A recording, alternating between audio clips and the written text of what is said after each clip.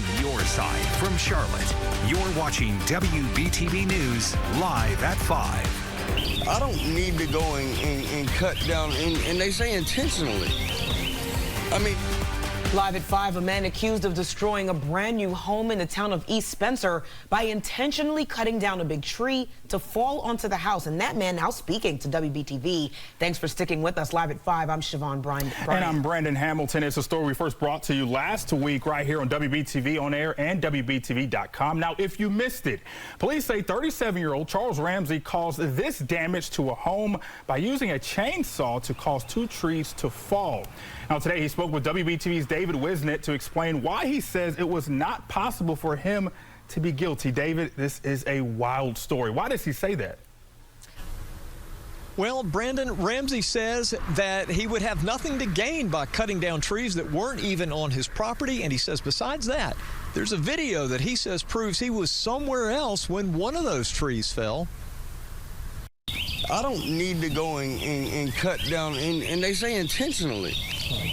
I mean, intentionally? What do I gain from it? And do I have insurance on that house? Do I know the owners?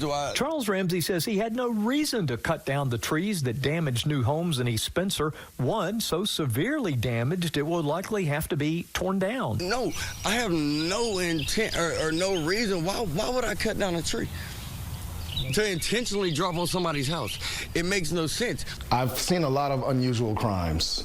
This is the first time me seeing something like this. East Spencer Police Chief John Fuel said their investigation led to the charges against Ramsey. For it to come out the initial day as it came, as actual somebody cut down a tree and it hit a house, and then a few days later cut down a tree near the same one that was cut down first and actually went through the house. I think it's more obvious that it was malicious than not. I didn't cut down a single one of those trees. I have the video, man. I'm going to give it to you guys, and I hope you air this. And here is that video, taken from Ramsey's deck that's just across the street and behind a small patch of woods. It appears to show the first tree that fell that only did minor damage. After 36 seconds, Ramsey walks through the frame. Even so, police say Ramsey is responsible. All the witnesses that we had that came forth and were able to help us out with identifying him, we made a good determination that it was him that did it. I mean, you know, it's an overreach of power. It's an overexertion of power, and it's basically slander. Now, Ramsey was charged with 2 felony counts of damage to property, but he was released on a written promise to appear in court, and he told me today he will be fighting this all the way. Reporting live in East Spencer, David Wisnett, WBTV, on your side. David, thank you. Now, here live at 5, we also have more news out of Greensboro. Police say they've arrested a man after he brought several guns and ammunition to North Carolina A&T State University this week. Police say this happened on March the 26th. They say 27-year-old Brandon Bentley was violent and made threats to law enforcement and chasing unarmed security guards on campus. Now, officers say they found 2 handguns, 2 shotguns, a rifle, a crossbow, a machete, and several other weapons, along with more than 1,000 rounds of ammunition. Bentley was charged with multiple weapons offense, and police say he has been released from custody. Live at 5, we've now learned the name of the man who died in a crash last night in York County. South Carolina Highway Patrol says Austin Dobbs was driving on SC 49 near Saddle Drive last night when they say his pickup truck ran off the road. Troopers say Hobbs overcorrected, hit an embankment, and overturned. Hobbs died at the scene. At this time, this crash remains under investigation. Live at 5, a couple of teenagers officially on the job at the York County Sheriff's Office. Yeah, 2 19-year-olds were sworn in as detention officers this week. Now, earlier this year, Sheriff Kevin Tolson lowered the age requirement for that job from 21 to 19 to allow more people to fill those positions at the York County Detention Center. The sheriff says this gives young people a head start at starting their careers in law enforcement. Detention officers' starting salary is around $42,500. You can find out more on how to apply on the York County's Sheriff's Office website. And Union County Sheriff's Office is also jumping on the trend. It lowered its minimum age requirement to become a detention officer to 20 years old. Sheriff Eddie Cathy says once you're sworn in, you can also work towards getting your basic law enforcement training certification. You can also find out more on how to apply on its website. All right, Brandon, let's turn our attention now to our weather this evening, taking a live look at Uptown from our HD Tower Cam. Things were much clearer outside and a lot warmer. I'm now joining meteorologist Rachel Coulter in the First Alert Weather Center. So we're looking at this calm weather, and hopefully it's going to stick around for a few days? For a few days. We'll have this last all the way through about Thursday afternoon. Then we'll start to see the changes. That's going to prompt the First Alert Weather Days, and I'll talk about that here in a second. I do want to focus in, though, on this warmth because we are nowhere near where we should be temperature-wise. We hit 81 degrees in Charlotte today. For context, we should be hitting on average around this time of year 70 degrees. We didn't hit the record today, but we're going to be pretty close, within a couple of degrees of our forecast high temperature from the record high temperature by tomorrow. Even this morning, waking up in the mid-50s when we should be waking up in the 40s. Right now, temperature's still around 80 degrees. If you're listening in from the Charlotte Metro, 80 degrees at the Charlotte Douglas International Airport. Monroe's at 80 degrees. 81 if you're listening in from Lancaster up towards Concord and Wadesboro. 82 right now in Chesterfield.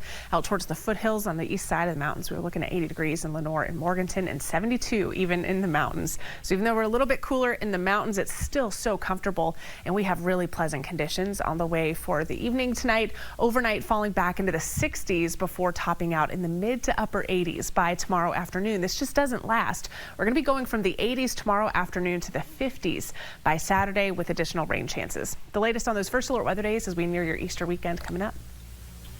All right, thank you, Rachel. Now, as we track storms this week, the Wbtv First Alert Weather Team is preparing you for weather threats this spring. That's right. Severe weather like thunder. Uncommon this time of year in the Carolinas. That's why our team is arming you with practical information to prepare your family. Things like, where's the best place in your house to take shelter in a tornado? Also, the steps you can take right now if your home's at risk for flooding. And why one South Carolina research facility is blowing down homes in the name of science.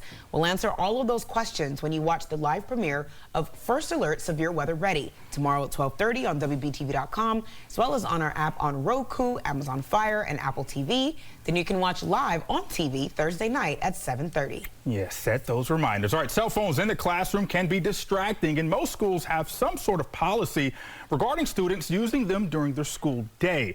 Now, lawmakers want to know more. A bill was introduced into the state Senate yesterday to study what policies public elementary and secondary schools are using, if any. Also, the impact it has on learning, cyberbullying, and school safety. The report will then be presented to the Joint Legislative Education Oversight Committee with recommendations regarding cell phone use, an estimated cost of implementing recommended policies. Right now, there's an effort to put more money in your pocket. Two Mecklenburg County lawmakers filed a bill to increase North Carolina's minimum wage. Right now, minimum wage is $7.25 an hour. The proposal would more than double that to $15 an hour. Now, it has a long way to go, but if it makes it through and is signed into law, it could go into effect January 1st. We'll keep tabs and let you know as it's progress. And in South Carolina, health officials are making it easier for you to see how to see your favorite restaurant, how it did on its last inspection. DHEC is adding QR codes to decals you can see when you enter the restaurant. You can scan it to see those inspection reports, the compliance and violation history. The agency inspects more than 22,000 restaurants, grocery stores, food trucks, and schools. It gives the customer kind of an insight that maybe they wouldn't normally get, which kind of alludes to that whole transparency thing. You know, you can kind of walk up to the door, scan the code, and you can kind of go, well, you know what? Man, these guys are great, or whoa, they're missing some things here, and we may move on. DHEC is hoping to have the new QR codes in all restaurants within a year. Yesterday, we told you about the average gas prices we're seeing in the Carolinas, with the national average of $3.51 per gallon. In North Carolina, our average per gallon is $3.36. South Carolina's average price is $3.17. Now, you might have noticed these prices have risen a bit since last month, when we saw the average price of gas hovering around $3.13 in North Carolina. But why are gas prices rising again? Experts say prices are spiking because of an announcement from OPEC and its allies saying they'd cut their output. Now, with oil prices already rising, officials say this could soon be felt by Americans at the pump. Whenever we see crude oil rise, 9 times out of 10, we're going to see an increase in gas prices. That can be anywhere between 3 cents to 10 cents. So what does it mean for those planning to gas up and hit the road for spring break and summer destinations? It's about gassing up and monitoring what your gas prices are going to be along your road trip, depending on where you're going. Experts say there's going to be an even bigger uptick in summer travel and say if you want to get the most out of your gas mileage, empty out your trunk. They say the heavier your car is, the more it burns gas. Well, Siobhan, speaking of driving, South Carolina roads, it's no secret, they're not exactly the best in the nation. Actually, potholes are the leading issue that drivers claim cause damage to their car in the Palmetto State. That's according to data obtained from the South Carolina Department of Transportation in the last 3 years. If you're one of those drivers who've experienced issues on state-owned roads, you can fill out a form to get reimbursement for damage to your car. Our sister station did ask the South Carolina DOT about why there are so many potholes. SCDOT maintains the 4th largest highway network in the nation, and so we just have a lot of pavement. Potholes are one of the issues that occur on our network. The other thing that we see is that because they're in the roadway, drivers often aren't able to get around or see them sometimes. Now, if SCDOT is alerted about the existence of one and it's not fixed in a reasonable time, drivers are entitled to a payment if there's any damage. The money comes from the State Highway Fund, fueled in part by gas tax and registration fees. The FDA has now approved over-the-counter Narcan will soon be available to people across the country. The reasons first responders say this is a game changer. And could Union County school leaders be looking to ban LGBTQ flags in the classroom? We're on your side, digging deeper into the agenda of tonight's board meeting and what we've learned about the proposal.